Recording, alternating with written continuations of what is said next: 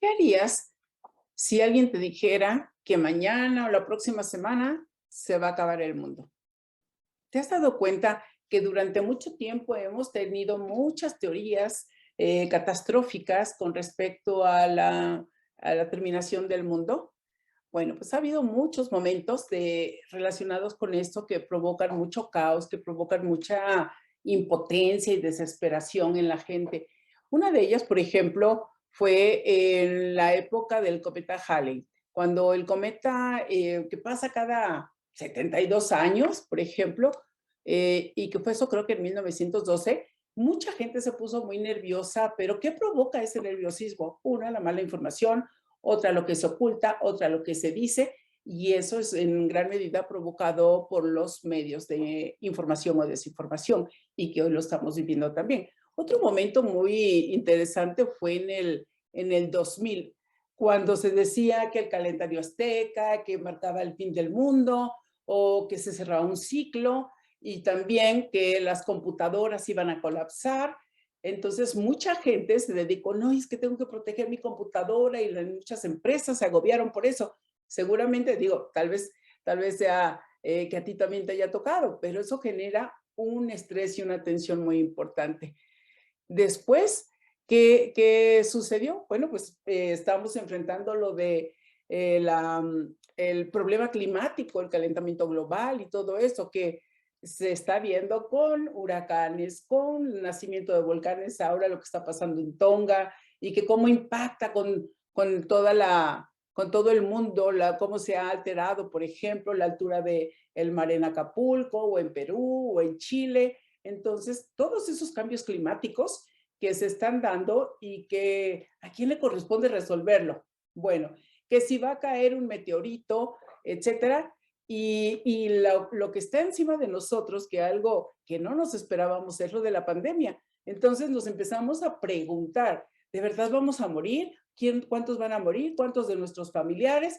Esto ha sido como una historia recurrente en nuestra humanidad y que ni nos preparamos para enfrentar las situaciones, como que nos resignamos, pero en ese inter pasan muchas cosas que afectan nuestras emociones, que afectan nuestras decisiones y que con frecuencia nos alteramos mientras ocurre eso. Cuando vemos que ya no pasó a mayores, ya como que nos volvemos a relajar. Y bueno, a veces nos preguntamos, ¿quién es responsable de todo esto? ¿Es el gobierno? ¿Son los científicos? ¿No se ponen de acuerdo? ¿No se comunican? ¿Tienen intereses distintos? ¿O son los medios de comunicación y de información que tantas cosas producen y también los que tienen otras teorías conspiranoicas y todo esto, esa crisis, esa generación de información, desinformación, de verdad que nos hace sufrir, nos altera. Pero también nosotros tenemos que hacer algo, tenemos una participación que a veces nos quedamos muy pasivos. Y bueno, de eso vamos a hablar, porque ¿qué hacemos cuando eso pasa? Pues sí, nos comunicamos entre unos y otros, miramos hacia un lado y a otro, y hay ocasiones que nos dicen, mejor no veas para abajo porque se puede abrir la tierra, o también no mires para arriba. Y esa es la película que vamos a compartir contigo desde dos enfoques, uno neurocientífico, el otro psicológico, acerca del comportamiento humano, ubicando tres fenómenos que no tienen que ver con la crítica de la película, la cinematografía, sino el comportamiento humano. De eso vamos a hablar y gracias por estar aquí con nosotros. No te pierdas, trae tus palomitas porque ya vamos a empezar.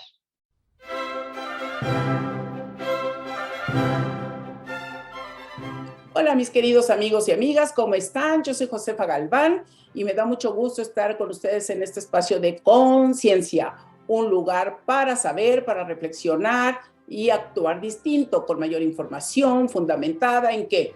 En las neurociencias y en la psicología. Y en esta serie de cerebros y películas estamos analizando, como ya te habrás dado cuenta, varias películas y vinculándolas con estos estudios que nos revelan tanto acerca de nuestro comportamiento cotidiano.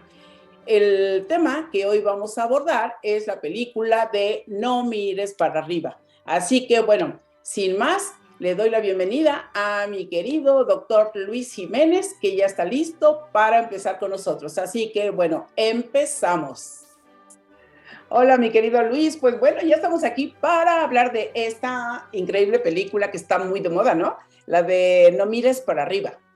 No mires para arriba, correctamente, de los productores y de Netflix, Ajá. que casualmente siempre están en controversia, pero esta vez creo que dieron un punto bastante importante para más controversia, pero con el ámbito del área científica. Y yo digo, como nosotros hemos venido conversando acerca de las neurociencias y todo, muchos estudios que se han hecho acerca del comportamiento humano y, y no lo habíamos hecho vinculado con cosas políticas. Y en esta película Ujú, me parece que se refleja muy bien, para mí, un fenómeno que tiene que ver con estudios neurocientíficos, que es la disociación, que nos ujú, está ocurriendo como sociedad, ¿no? Que ha hecho que nosotros como ciudadanos no, no nos preocupemos de algo. Por ejemplo, la pandemia. Se empieza a hablar de la pandemia y luego se viene la infodemia, ¿no? Y se ujú. vienen las noticias falsas, que son dos fenómenos diferentes. Y nosotros, en el lugar en el que estamos, es como, ah, no pasó, está súper lejos. O sea, eso no me toca a mí. O el hecho de el nacimiento de este volcán, la erupción del volcán marino, ¿sí? En Tonga, Correcto, que, correcto. que me llama la atención cómo ha generado todas estas olas y en México y en Chile y todo, que creo que esto nos muestra la teoría de Conrad Lorenz de esto de cuando el aleteo de una mariposa puede provocar un tsunami, que ya lo hemos comentado en otros de nuestros videos, ¿no? De los de percepción y de las múltiples inteligencias. Entonces, el tema a mí me convoca ahorita contigo es el de la disociación. ¿Qué pasa en nuestro cerebro con la disociación, Luis? Ok, antes de pasar al tema de la disociación, creo que también quiero aportar algo que es más personal. Y creo que nosotros lo hemos discutido en otras ocasiones a los amigos que nos siguen, tanto a Josefa como a mi persona, en los live que hemos tenido y junto con eso en otras conversaciones, incluso en su momento, nosotros hablábamos acerca de lo que era la comunicación, lo importante que es la comunicación. Todavía aquí en ciertos países en Latinoamérica, incluyo México por lo que me has comentado, todavía no se nos enseñan ciertas habilidades como es la de podernos comunicar. Ujú. La película me llama mucho la atención por varios factores.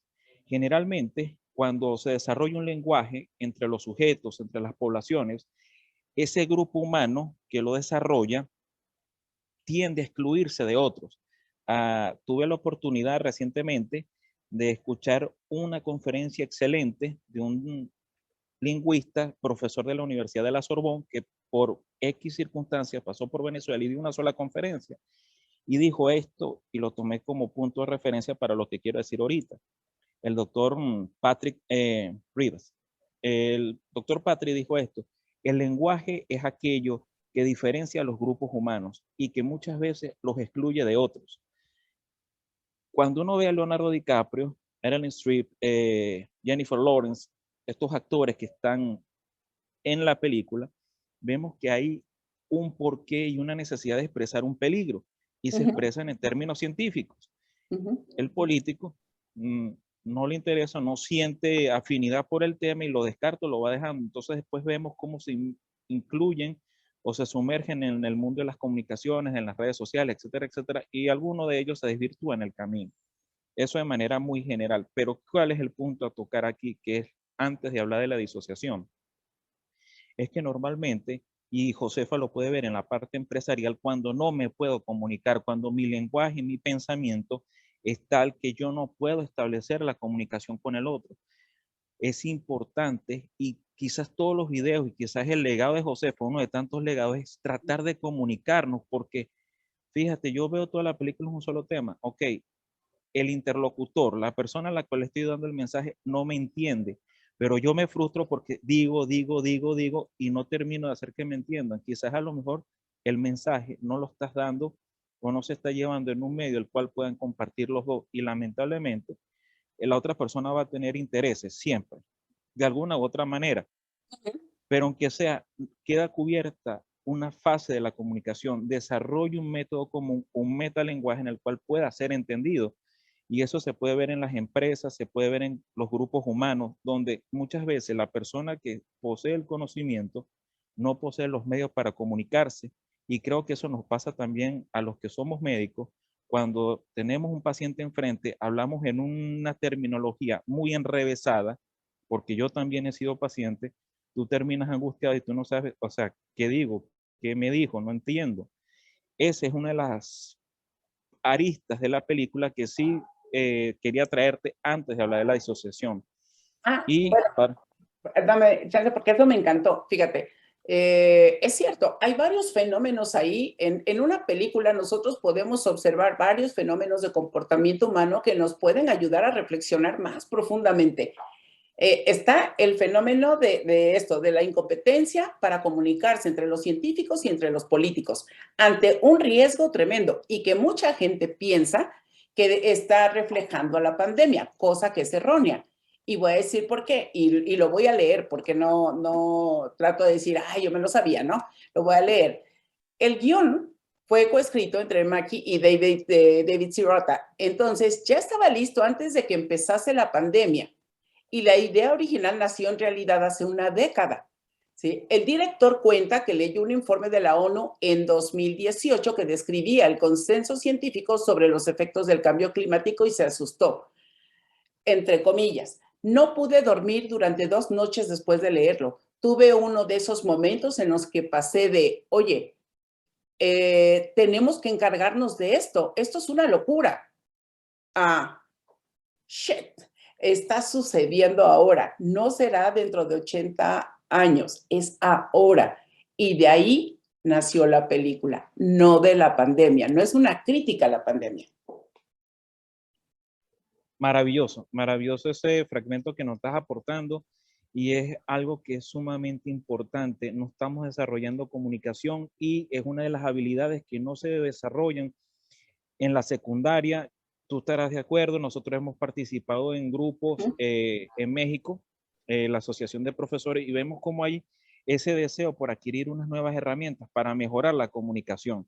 Eso es muy loable, pero lamentablemente nosotros somos producto de varias experiencias y vemos cómo los científicos, me incluyo yo en esto, porque he tenido la experiencia de buena mano, que no nos hacemos entender y nos cuesta demasiado. Y hay algo que aquí juega un papel fundamental, la frustración. Cuando me frustro, cuando inclusive genero rabia hacia mí mismo por no poder generar los mecanismos. La Entonces, impotencia. correcto, los mecanismos se van naciendo después cortos, pequeños, enrevesados y difíciles, y quizás lo positivo del mensaje pueda perderse. Y eso es importante. Lo que dices de la disociación en el cerebro es algo también que me fascina porque el cerebro, de alguna u otra manera, a través de los lóbulos prefrontales, soy fanático de los lóbulos prefrontales de estos señores que tenemos acá. Está. Exactamente, el verdecito Ay, es que se donde me van tiene los la dedos mano. para otro lado.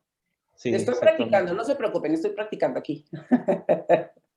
Casualmente, A antes ver, que el área del habla, correcto, antes del área del habla, antes del área motora, el área prefrontal va a tomar ese estímulo. Pero cuando algo es extremadamente doloroso, cuando algo es extremadamente perturbador, uno de esos señores hace un chispazo, por colocarle una palabra, y no va a permitir que se desarrolle la concepción del estímulo. Entonces, me viene la pregunta, ajá, pero ¿cómo desarrollo dolor?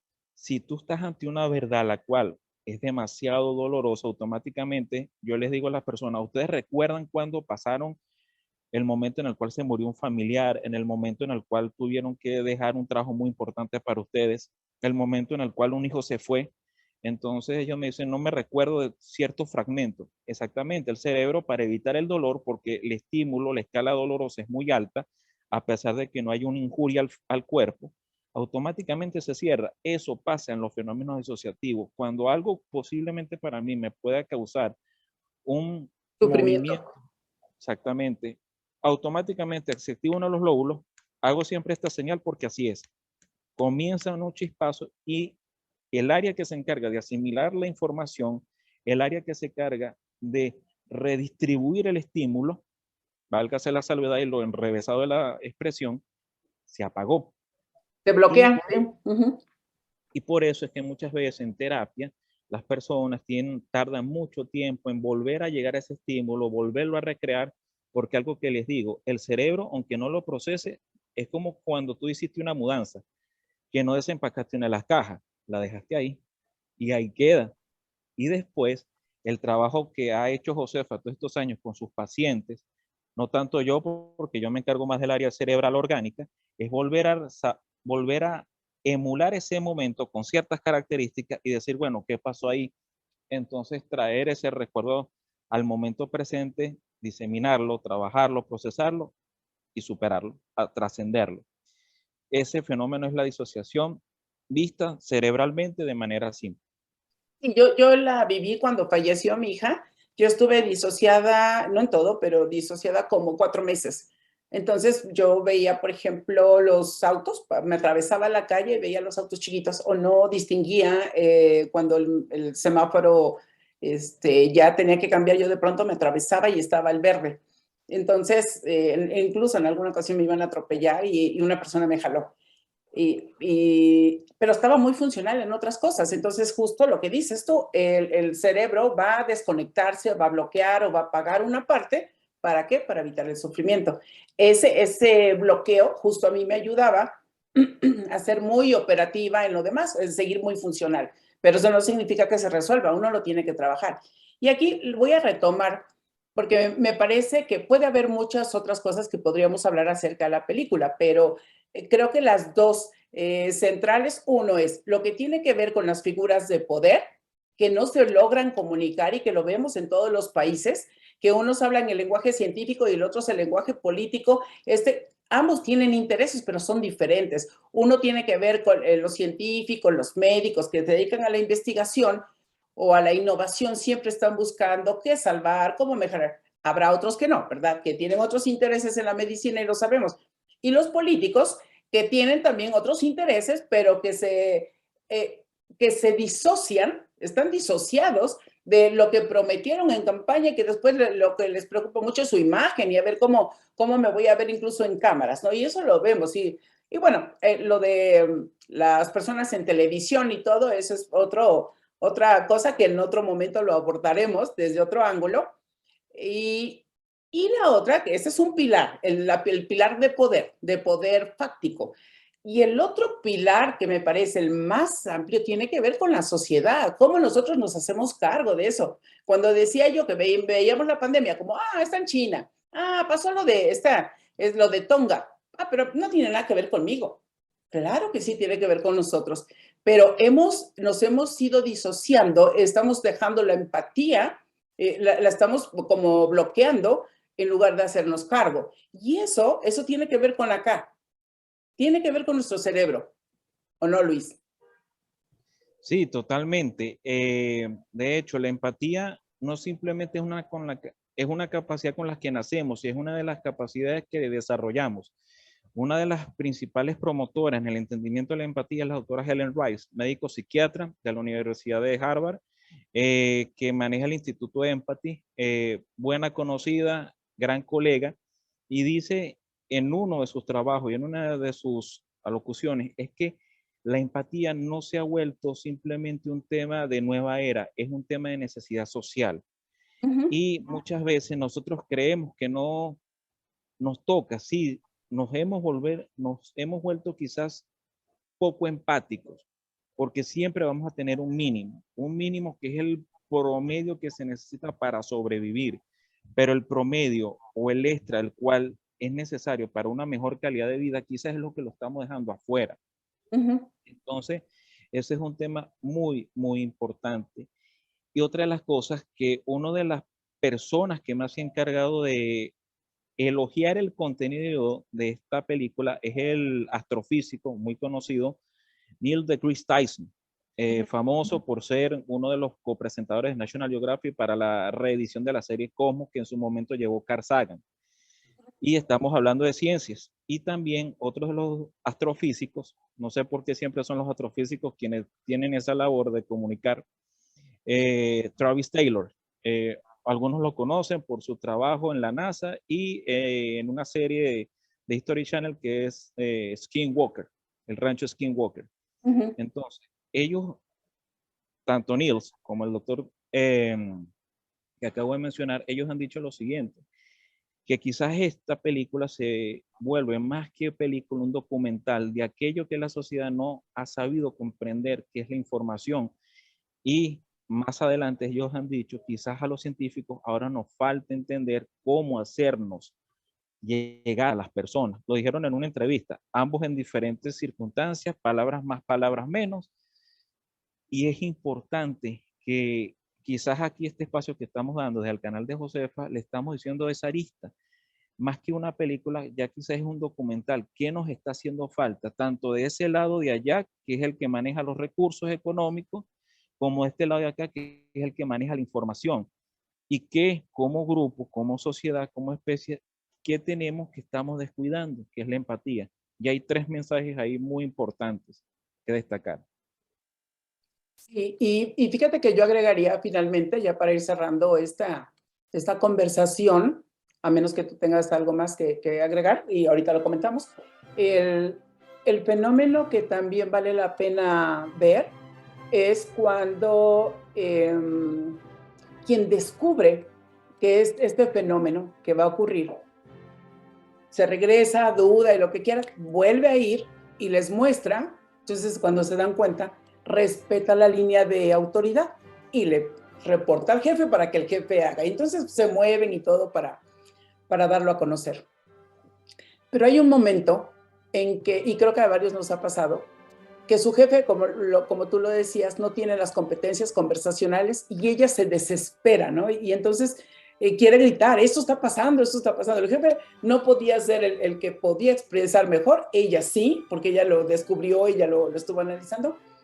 Y ahí se genera una cosa muy curiosa que me llamó la atención, donde ella se toma un momento como para decir, ya, suelto, o sea, que hagan lo que quieran, que es cuando se junta con los jóvenes y todo esto, y de pronto dice, no, o sea, ¿cómo abandonar esto por lo que yo he luchado? O sea, descubro algo que es muy importante, que va a destruir la humanidad, o que va a destruir el planeta, que no sé qué. No me voy a quedar de brazos cruzados. Y ahí va, ¿no? Entonces regresa a toda esta situación. Y a mí eso también me pareció muy importante. Y bueno, yo creo que esa película documental que no tiene que ver con la pandemia, que nos está mandando un mensaje más profundo, vale la pena volverla a ver con otros ojos después de habernos escuchado. Espero que lo hayamos logrado. ¿Tú con qué cierras, Luis? Estén pendientes de los siguientes trabajos, de los análisis, como lo ha reflejado Josefa a través de sus redes sociales. Por favor, si quieren que estudiemos, si quieren preguntarnos algo, si quieren que desarrollemos un tema, por favor, aquí estamos. Es un placer para nosotros dar esta perspectiva y sobre todo nutrirnos para darle a ustedes este trabajo tan lleno de afecto y de cariño, porque es hecho para ustedes y para el crecimiento de todos nosotros. Claro que sí. Y bueno, pues recomendarles que vuelvan a la película, mírenla con otros ojos, observen esos fenómenos y cuando salgan de la película, obsérvense y observen qué están haciendo. Creo que necesitamos tener más información y ser más responsables con el mundo que vamos a dejar a nuestras siguientes generaciones. No nos podemos conformar como que eso no me toca, eso no es para mí. Y yo no les digo que se vayan para un lado o para otro, sino que tengan información para tomar mejores decisiones. No dejarnos llevar por si de derecha, izquierda, azul, blanco, verde o rojo, colorado. No, tiene que ver con nosotros, con informarnos. Así que bueno, pues nada, recuerden que el bienestar también es rentable y que adentro es la clave. Nos vemos en la próxima. Gracias, mi querido Luis. Nos vemos en la próxima. Chao, chao.